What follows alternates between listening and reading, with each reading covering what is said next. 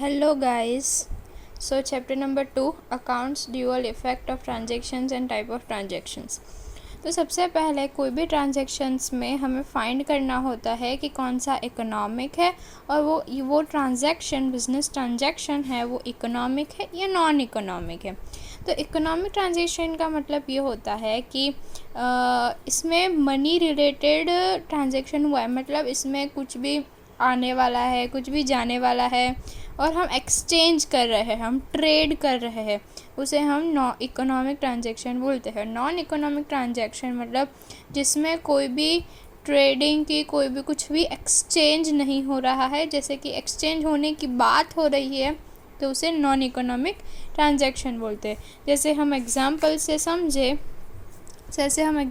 समझे तो asset purchased for 10,000 rupees.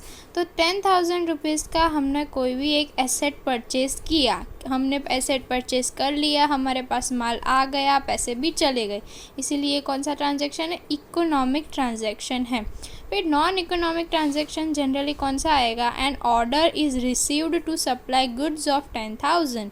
तो एक ऑर्डर मिला है, क्या हमने कुछ दिया, हमारे गुड्स गए, क्या उन्होंने हमें पैसे दे दिए पहले से? ऐसा कुछ भी नहीं हुआ, खाली उन्होंने हमें बताया कि हमें ऑर्डर चाहिए। अगर इसके बाद हम ऑर्डर उन्हें दे देते हैं तो वो इकोनॉमिक हुआ। इसमें क्या कुछ जा रहा है अपना? नहीं, कुछ ना नहीं आ रहा है, इसीलिए ये नॉन इकोनॉमिक है। फिर a planning is made to buy one asset.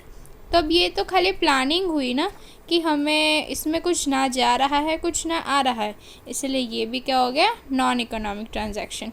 फिर to enhance sales for discussion a meeting is arranged with the salesman. Sales बढ़ाने के लिए हमने एक डिस्कशन रखा था और एक मीटिंग रखी थी सेल्समैन के साथ, तो उसमें कुछ हुआ? कुछ भी नहीं हुआ, तो इसे नॉन इकोनॉमिक ट्रांजैक्शन बोलते हैं।